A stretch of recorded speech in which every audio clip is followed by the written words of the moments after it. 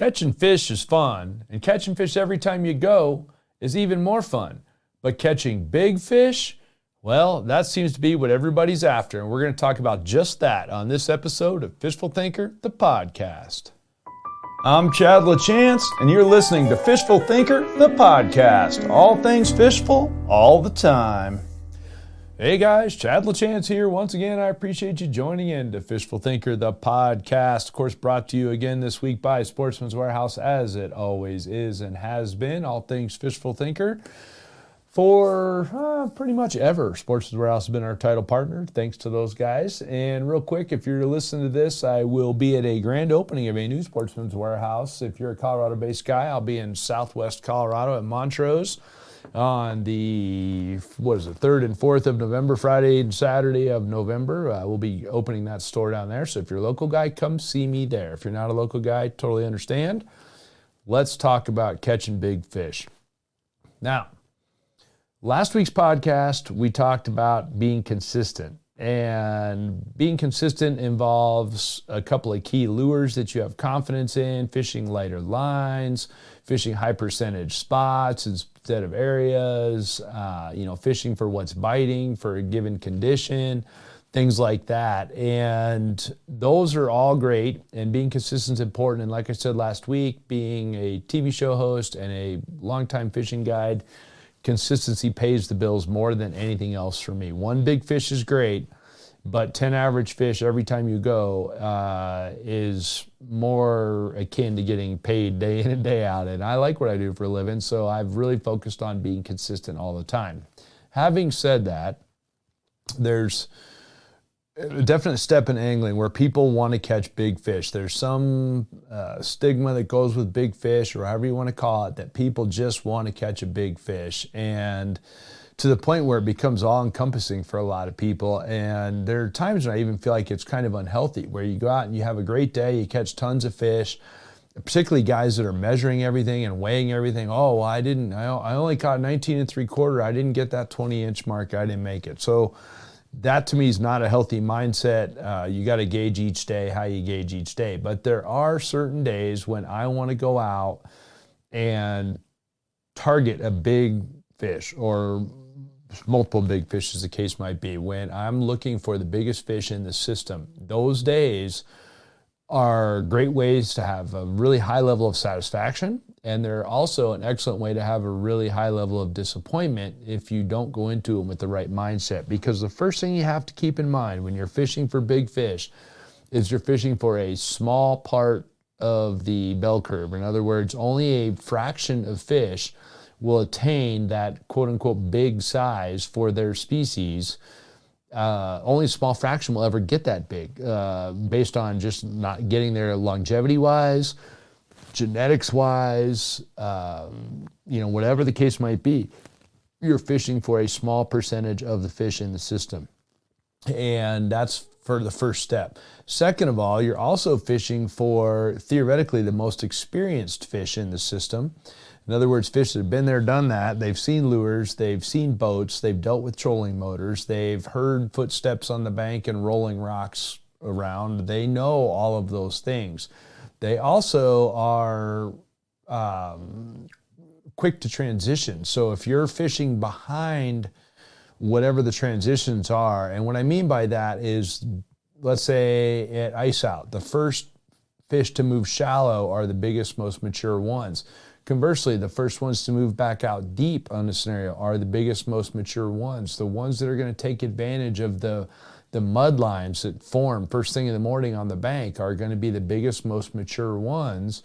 By the time that's been going on for an hour, all the average fish have figured it out, and the big ones have fed and gone home. And that's the scenario we run into a lot when you're dealing with big fish, is they move quicker in terms of changing with whatever the scenario might be. And therefore, you as a pattern guy need to be farther ahead of what's going on. And a lot of guys, if you don't fish tournaments, you're not as tuned into pattern development. Bass and walleye tournament guys are really tuned into pattern development. And what's a pattern? Well, it's the most variables you can put together that will dictate your next fish. In other words, how deep am I fishing? Am I fishing horizontal or vertical? Do I have a specific lure, a specific cast angle, a specific type of cover or structure that I'm fishing? Blah, blah, blah. There's a lot of variables on any given day to any given fish catch. The more of those you can recognize and duplicate, the better your pattern will be. But patterns tend to be emerging patterns or dying patterns. In other words, more and more fish are coming into this pattern, or more and more fish are going away from that pattern. The biggest ones are the first ones to make those transitions. So you need to be the farthest ahead or behind that pattern, as the case might be, to stay up with the biggest fish in the system, or you'll be consistent. Now, let's talk about some specific things about big fish angling that I think are really important. Then it goes back to, again, that you're fishing for a small number of fish, or conversely a small number of bites, because you're not going to have a lot of bites typically on days that you're fishing for really big fish. You need to capitalize on all of them. So some of the first details I look at if I'm fishing for big fish, the biggest one is my timing. I'm not going to go looking for the biggest brown trout in a lake in July in the middle of the daytime. You're just asking for a skunk doing that. If you want to fish for a big brown trout, let's say, and I'm just picking a random fish out of the air because it's fall and I have brown trout on the brain.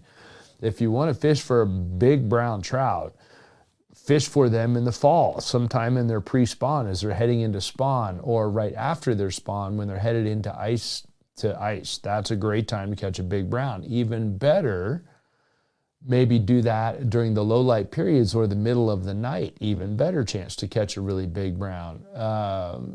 So by your timing wise can be a big difference. If you're a fan of bass fishing and you watch the parent organization BASS, or Major League Fishing for that matter, both of them put their whole tournament schedule based around when they think their guys can have access to big fish. So it's rare that they visit big fish fisheries at a time of year that is not good for big fish. Now, if you're fishing closer to home and you're a local guy, not only can you fish the time of year, but you can fish the actual conditions that suit those big fish. So for instance, in the spring, since we're talking bass here, let's say we're talking spring. Well, that full moon coming around, that full moon around the spawn in spring, when water temperatures are hitting their 60 range, 60 and change, the full moon's coming in at the same time. You got a warm front coming in. The moon and stars are lining up for you to go catch a giant. That's an excellent time to do it. It's a lot harder to go catch a giant when they're out suspended in open water because it's summertime and they're out following, threadfin shad in wide open water all the time. A little tougher to target them in that scenario. Again, timing of when you're going to go catch big ones can be important, and that totally depends on the species. So it may depend on your ability to fish in terms of your equipment as well. So for instance, one that comes to mind for me is lake trout.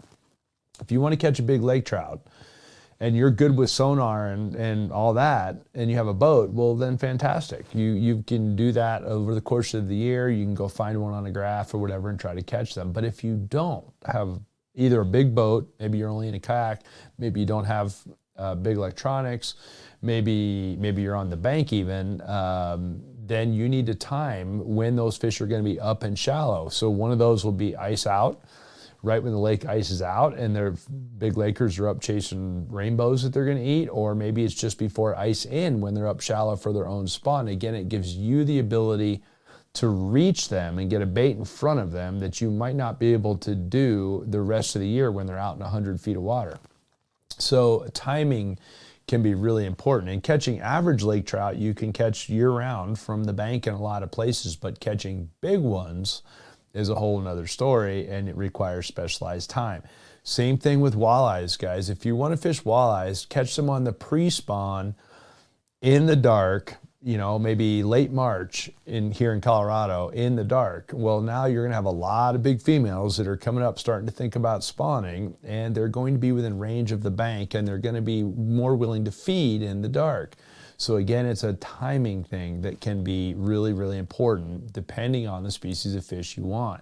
So I always will look at that first. So first I'm going to look at the seasonal timing, Then I'm going to look at the timing throughout the course of any given day. In other words, is this a low light feeder, a bright light feeder?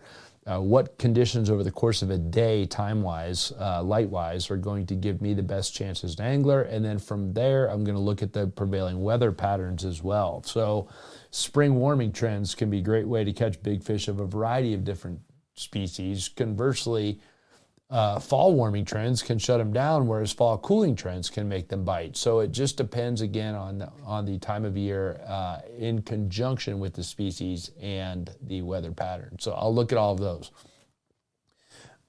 Excuse me, guys. Still fighting my voice. If you're a fan of this, you know I've been fighting my voice for 5 or 6 weeks now on my podcast. It's kind of a long story, but I got mono and my voice is having a long time to recover here, so I apologize for that. Let's talk about some lures for big fish. Everyone's like, oh, big fish lures, big fish, big baits for big bites. I get that 100%. And there's no argument that sometimes a great big bait is a perfect way to catch a great big fish. But I also want to point out that big baits can be excellent ways to get yourself skunked because the fish get an excellent look at them. The bigger the bait is, the heavier the line you got to put it on. The more obvious it is as far as the fish to notice that lure out in the water far enough away from the fish as opposed to sneaking up on them. So that can be really important as well. Having said that, you're giving them something what they're most likely eating in the first place, and therefore you have a good chance of getting them to move to actually eat it. So for instance, I sampled the Colorado River with the biologist that manages the Colorado River here in Colorado, one section of it. And we sampled the river with electrofishing. He told me that during all of their studies, which they have a lot of studies on, that the trout in the 18 to 20 inch range make a hard transition in the river away from eating bugs to eating only sculpin and whitefish and other trout. And they're not eating the bugs anymore. So it stands to reason that if I want to catch a 2-footer in the river, I can drift little bugs till I'm blue in the face and catch numbers of fish, but I'm not likely to get that 24-inch brown or 24-inch rainbow to move over and come up and eat my little bug or my little tiny lure, as the case might be. Better bet is to have a bigger lure, understanding that it's harder to trick fish with a bigger lure. At least you're feeding them something that's in a side range that they might eat in the first place. So a big lure can do that, but in no case am I going to exceed the size of the lure of something they're likely to eat. So if I know that the sculpin in the river top out at about 5 inches and the whitefish that they eat top out at about 6 inches, I'm not going to throw a 10-inch swim bait in the river. I'm going to try to stay at the small end of the big forage that they're going to eat, if that makes any sense. So if I know they eat 4-inch sculpin, well, I'm going to throw a 3-inch sculpin style bait a lot. If I know they're eating, 6-inch gizzard shad, as the case might be, if walleyes in one of the lakes around here, we've got a lake that the giant walleyes, whenever they've sampled the giants, so I'm talking about the 11 to 15 pounders, they're eating 6 to 7-inch gizzard shad. So your little crankbait that's 3.5 inches long, your little flicker shad or whatever, is not even in the ballpark of the size and the profile of what they're eating. So giving them something a little bigger, a little beefier, will at least be a little bit closer to the size they normally eat. And then it's up to you to present it well, such that you can still trick them into biting it. But fishing a much bigger than average bait can do it for getting big ones, as long as you understand that you need to present it well. And that means really paying attention to casting angles, really paying attention to your line choices, really paying attention to how you work the bait as well. Those things will matter a lot if you're working a really big bait, not so much if you're working a smaller bait, although obviously they affect any bait. The bigger the bait is, the more pronounced it is in the water column, the more all of those things are going to affect it as it goes. Incidentally, if I'm throwing big baits, a truly large bait, I tend to throw only silent baits, because what I've found is if that bait also incorporates rattles, it's too much noise for fish. So that's a key thing. Other things that will help you catch larger than average fish is fishing away from the herd, if that makes sense. And when I don't mean the herd of anglers, I mean the herd of other fish. they will isolate in a lot of the cases, or they'll group up with a couple of their own, and they being whatever species it might be. So it doesn't matter if I'm looking at giant trout in a river that has taken up one residence in a hole and will defend it against everybody else, or a big largemouth that says, hey, this is my stump and I live here, period, and I'm going to have this isolated stump and stay away from all the rest of my buddies, or whatever the case might be. Fishing isolated cover can be really good for catching larger than average fish. So, for instance, I have one lake here that I fish a fair bit. It's got a single old stump on an otherwise wide open flat. If I make the trip across that flat in the boat to that stump, I can almost guarantee you there's one big fish sitting on that stump every time. It's never consistent in terms of going to catch a bunch of fish. You're going to go there and you're going to get one bite. And if you do get a bite and you execute, you're going to catch that one big one. And it works out pretty good. It's a very much isolated spot. And incidentally, on that spot, I have caught several different species of fish off that same stump. So yeah, I can't even tell you who's going to be there, just that whoever is there, it's going to be a good size one if there's anybody there at all. So that can be important. Big fish tend to stay away from smaller than average fish. So if you're catching tons and tons and tons of smaller fish, you probably need a wholesale change to catch bigger ones. Maybe you need to fish deeper or shallower, or whatever the case might be. I also find that the biggest fish in the system are willing to get shallow, very shallow, for feeding opportunities. For instance, getting up in a dirt shallow mud line in the middle of the day. And I don't know if it's because, or sitting under the shallow end of a dock, like in no water at all, right up in the shallow end of the dock where there's a bunch of 1 to 3 pound bass out on the deep end of the dock, and there's one 5-pounder 20 yards away up on the shallow end of the dock. So, you know, it just depends a little bit on this different fish species you're dealing with, but one big one tends to do different stuff than does groups of fish. So that can be really important as well, as you've got to think that, okay, I'm going to fish small spots. They're not at any predictability that I think is black and white going to be deeper or shallower. It's possible they're going to be very shallow. It's possible they're going to be deeper. I can tell you that in my home lake, the deeper I fish, the smaller on average my walleyes get. And I feel like the deeper they go, the less variety of food that's available. There's more food available to any given fish in the riparian zones, the littoral zones of the lake, right up shallow. That's where you're going to have the most crayfish and bait fish of all kinds, not to mention frogs and blah, blah, blah. You have sunlight penetration and all of those things. The most variety fish, or most variety of food, I should say, for any given fish is up shallower in the water column. And also the most risk for any fish is up shallow in the water column because of birds and anglers and obviously the big fish themselves being risky to each other. So when you're fishing very shallow, for big fish, you need to stay back away from them, make longer throws. There's lots of nuances to fishing very shallow and doing it effectively. But at the end of the day, understand that your biggest ones might be just the opposite of what a lot of people think, and that is they are right on the bank. My biggest walleye ever was caught in less than 3 feet of water at 10:40 in the morning on a high bright sun day on just a little bit of a mud line on the edge of a bank. And it was a scenario where you would not say you were looking. I wasn't trying to catch walleyes, for the record. I was trying to catch smallmouth, but I caught a great big walleye. And yes, it was an accidental catch. No, it doesn't count. But at the end of the day, it does illustrate that, hey, big giant walleye will get really shallow and looking for feeding opportunities, no different than a smallmouth will. And in fact, it probably bodes to why we don't catch a lot of average fish fishing that shallow, because a lot of those fish are staying away from the big fish that are up real shallow in the first place. So fishing for really big ones might mean you need to stay really shallow. It might mean you need to fish in the dark, if at all possible. All big fish, in my experience, are more comfortable in the dark. Maybe it has to do with the fact that there's less angling pressure. I think a lot of it has to do with the fact that there's no birds feeding in the dark because they don't see it well in the dark. So the fish can get up shallow and do their thing. in the dark, which means for the highest percentage of anglers, they are more available or more accessible.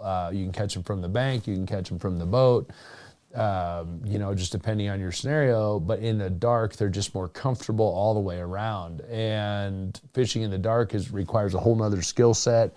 There's a lot of nuances to fishing in the dark, but at the end of the day, if I'm targeting a really big fish, just one really big one, I'm going to go in the dark. Classic example of this was when I was a little bit younger. I used to go pond hopping, and I would wait till after dinner to go, and then I would go run around a half dozen different ponds in town, and I would literally cast to 2 or 3 spots on each pond, and that was it, because I was looking for one big bass to bite. And some of those were little culverts sticking out into the pond, some of them just a hard transition area in the pond, some of them just a high spot or a low spot in the weeds, whatever the scenario is. I learned all of those in the daylight, and then I would make a milk run in the dark, because in the daylight you wouldn't catch anything fishing a lot of them, or you might catch average fish. But in the dark, the big females that spend all day sulking come up on the bank and do whatever it is that they want to do, which is basically eat. And so I could catch them in the dark when I couldn't catch them in the daylight. And so I would go out after dinner, I would go fish, and I would go back home, be done, quick business, and get my fish caught that way. So the timing of it, of how you go about it, is really important. Another thing, a couple of details that I want to touch on quick, that a little bit less obvious. Your equipment needs to be able to deal with them in the event that you're going to get them to bite. And so I advocate that lighter line catches you more fish. It also catches you more big fish in terms of getting bites. And you gotta hook them before you can break them off.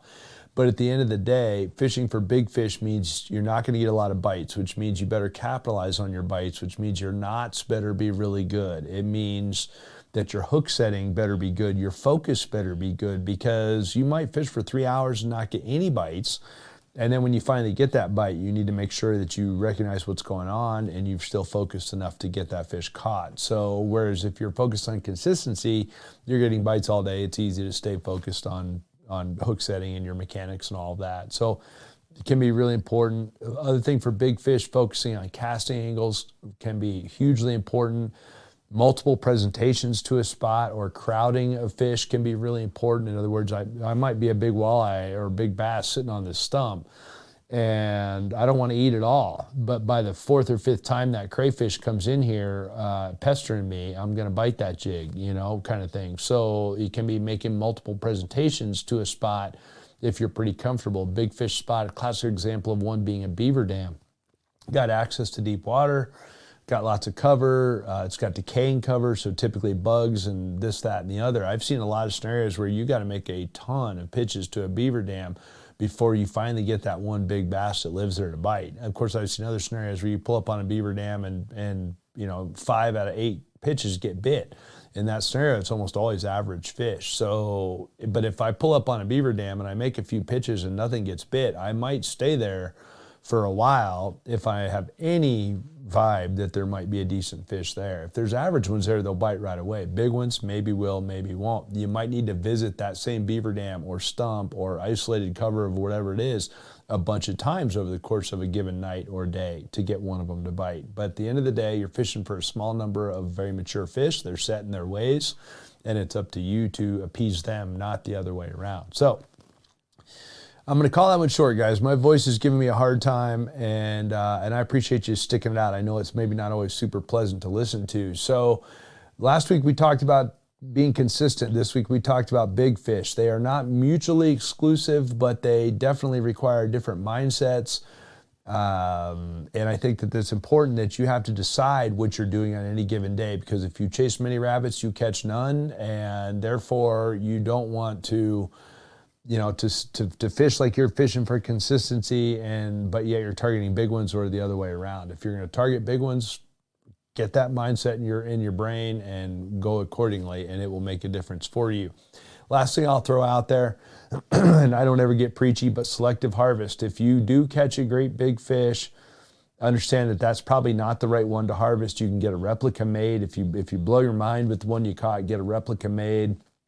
It can be really good. And also be careful about getting them released. Big fish are older, heavier, which means handling them by their jaws or their gills or whatever the case might be is harder on them as well. So be easy on those big ones, and they'll make your whole day. Get some pictures, get them turned back, and call it a day. So, guys, if you want to join the conversation on social media, that's at Fistful Thinker on Facebook or Instagram, especially on our YouTube channel. We put a lot of effort into that. We'd appreciate you subscribing while you're there, and of course, we'll continue to bring the content to you guys. So we appreciate you tuning in. This has been Fistful Thinker, the podcast.